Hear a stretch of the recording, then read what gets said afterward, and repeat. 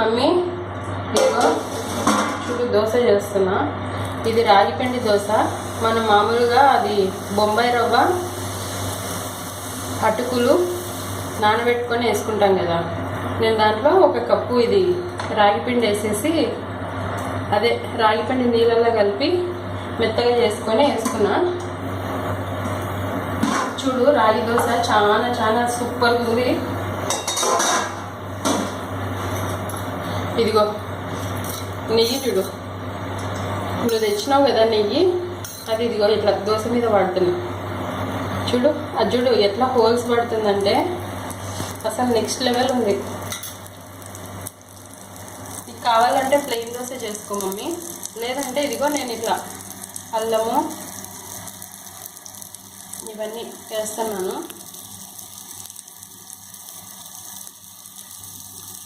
దీని మీద నువ్వు కరగబెట్టి తెచ్చావు కదా నెయ్యి, ఇది వాడుతున్నాను చూడు.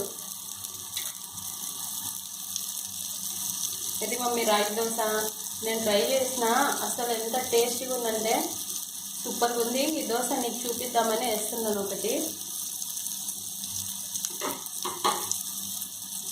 చాలా చాలా సూపర్గా ఉన్నాయి. డాడీకి వేసి పెట్టు, రాగి దోశ హెల్దీ కదా.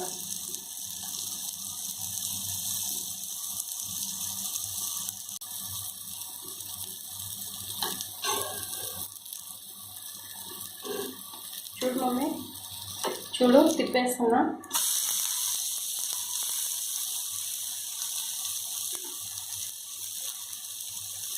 మామూలుగా ఉండదు మమ్మీ, సూపర్ టేస్ట్ ఉంటుంది. ట్రై చేయి మమ్మీ నువ్వు కూడా.